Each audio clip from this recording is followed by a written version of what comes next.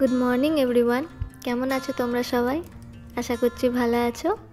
Lazy home maker চ্যানেলে তোমাদের সকলকে জানাই স্বাগত। তো সকাল এখন বাজে 7:30, আর আমি এখানে জল নিয়ে প্রথমে আমাদের ঘরের দুয়ারে একটুখানি দিয়ে দিচ্ছি।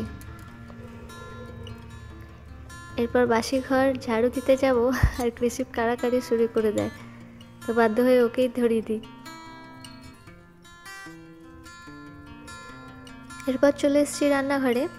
আজ শুধু রুটিই বানাবো। কালকে রাতে আলুর দম হয়েছিল, তো সেটা বেশ খানিকটা বেঁচে গেছে, তো সবাই বললো যে ওই দিয়েই খেয়ে নেবে, তো আজকে শুধু রুটিই বানাবো এখানে।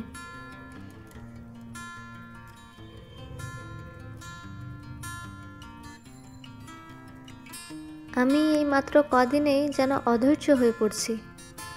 এত কম কম ভিউজ আর লাইক কমেন্টস দেখে মনে হচ্ছে যেন এটা আমার জন্য নয়, আমি বেকারই খাটছি এর পিছনে। যখন কেউ কিছু করার জন্য নিজে 100% দিয়েও ফল পায় না, তখন বোধহয় এরকম চিন্তাভাবনাই আসে। অনেক সহজে হার মেনে নিই তখন আমরা। তো এরকম পরিস্থিতিতে আমাদের দরকার হয় একটু মোটিভেশন, আর সেটা যদি হয় নিজের কাছের মানুষদের কাছ থেকে, তাহলে তো আর বলার কথা না। ঠিক সেরকমই আমাকে আমার এক বন্ধু কালকে বলল যে ব্যর্থতা তো এটাই প্রমাণ করে যে অন্তত আমরা চেষ্টা করছি, তাই না? সংঘর্ষ যত কঠিন হবে, জয়ের আনন্দ ততই মধুর হবে।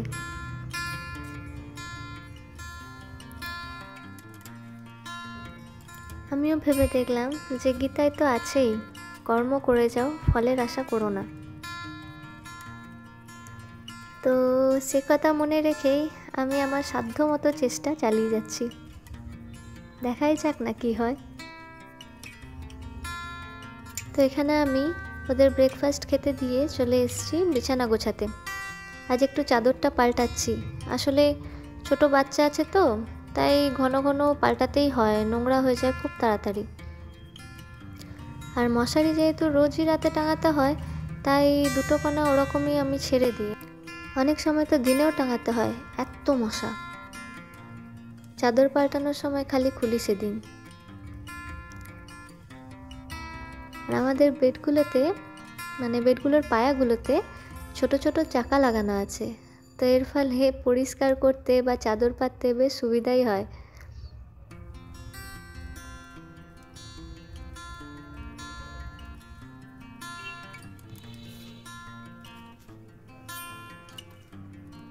এখানে আমি সুন্দর করে বিছানাটা গুছিয়ে নিচ্ছি।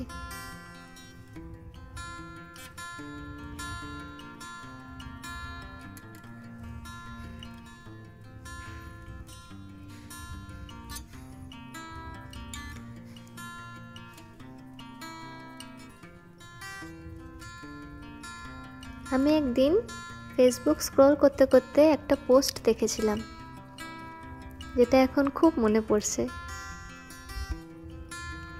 সেই পোস্টটা ছিল যে যদি সত্যি মন থেকে কিছু করতে চাও তো তার পথ পাবে, আর যদি তা না চাও তো অজুহাত পাবে।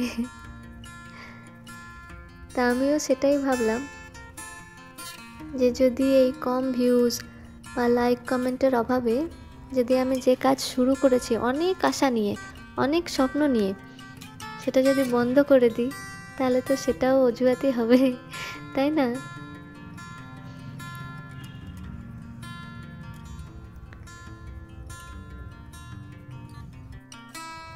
বিছানা গোছানো কমপ্লিট করে আমি চলে এসেছি ঝাড়পোছ করতে। তো কৃষিবের কাল পরশু রাত থেকে জ্বর, তাই বিছানার পাশে এই ওষুধপত্র নিয়েই শুতে হচ্ছে। আর এই দেখো, এটা আমার হাজব্যান্ড এনে দিয়েছে অ্যানিভার্সারি স্পেশাল। খুব পছন্দ হয়েছে এটা আমার।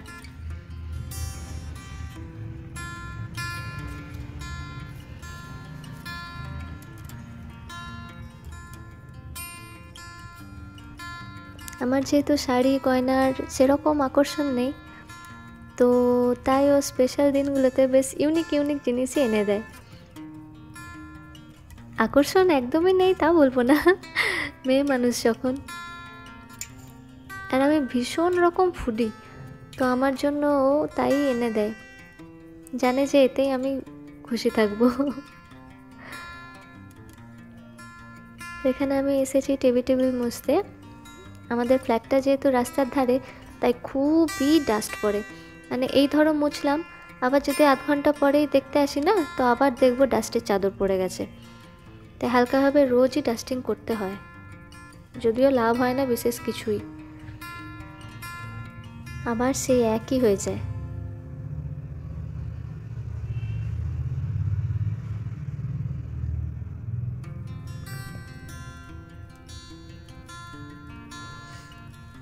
এটা হচ্ছে আমার শ্বশুরমশাইয়ের রুম, প্লাস আমার বসার ঘরও।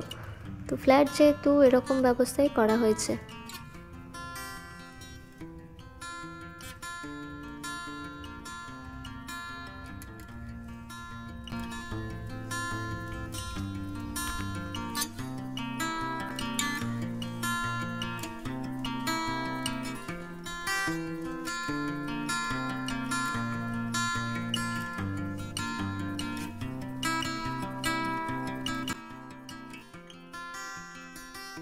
ফ্রন্ট ক্যামেরায় রেকর্ড করছি বলে সে ভীষণ খুশি হয়েছে নিজেকে দেখে।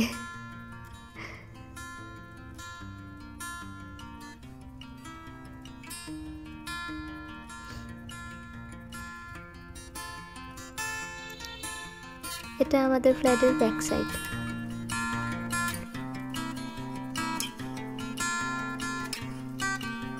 টেবিলে আমি খাবার সময় ছাড়া রোজ একবার করে লিকুইড ডিশওয়াশার দিয়ে ক্লিন করে নিই। আর যে মস্ত ঝুড়িটা দেখতে পাচ্ছ, তাতে ভর্তি কমলা লেবু আছে, যেগুলো বাচ্চা খাবে বলে ফ্রিজে তো রাখা যাবে না, তাই বেমানান হলেও ওটার জায়গা ওখানেই।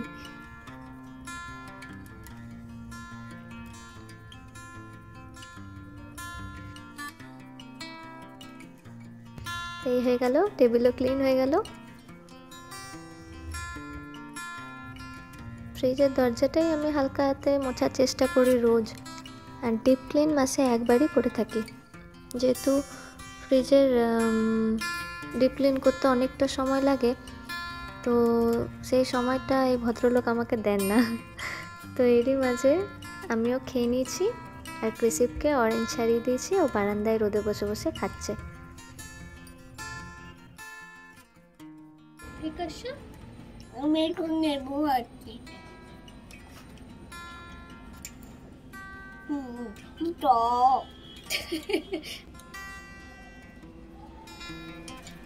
Stop.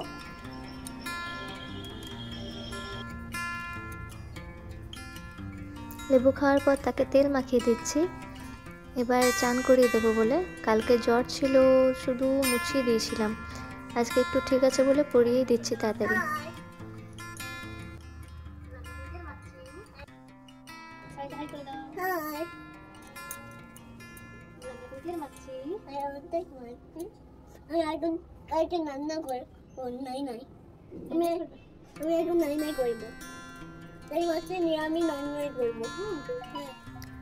ওকে চান করিয়ে ওকে বললাম যে চ রোদে বসবি, বলে আমি ভিজে গেছি, রোদে শুকাবো আমি। এরকম দুষ্টু মিষ্টি কথাগুলো কি যে ভালো লাগে বাচ্চাদের।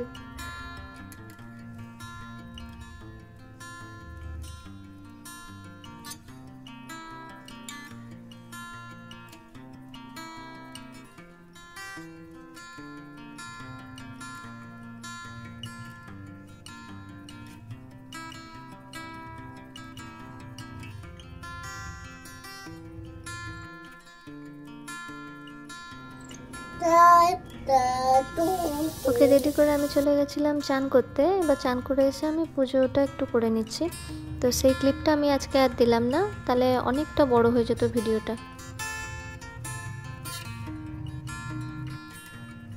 এরপর আমি মুখে ক্রিম মেখে সিঁদুরটা একটু পরে নিচ্ছি।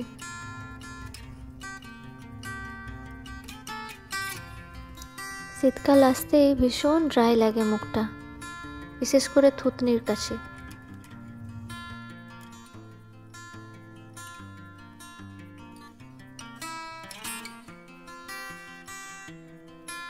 ওর এখনই জ্বর চলে এসেছিলো, খেতে পারেনি বেচারা ঠিক করে। কোনো রকম ওষুধ খাওয়ানোর মতো খাওয়ালাম, তো খেয়েই ঘুমিয়ে পড়লো।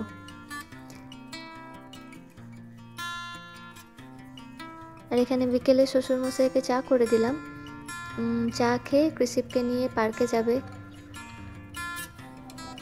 আর এই সুযোগে আমি বারান্দা থেকে জামা কাপড়গুলো তুলে ভাঁজ করে নেব। এবার জামা কাপড় সব ছাদেই মেলা হয়ে থাকে, আজকে যেহেতু কম ছিল জামা, তো এখানেই মিলে দিতে বলেছিলাম।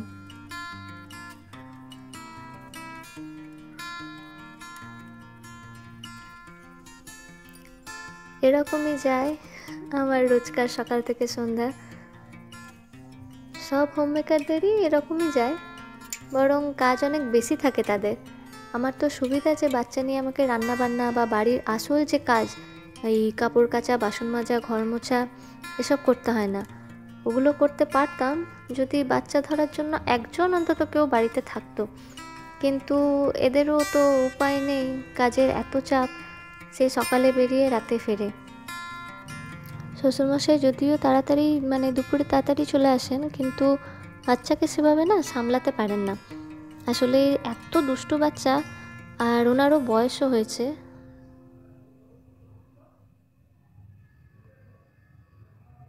তো এভাবেই চলে যাচ্ছে দিনগুলো।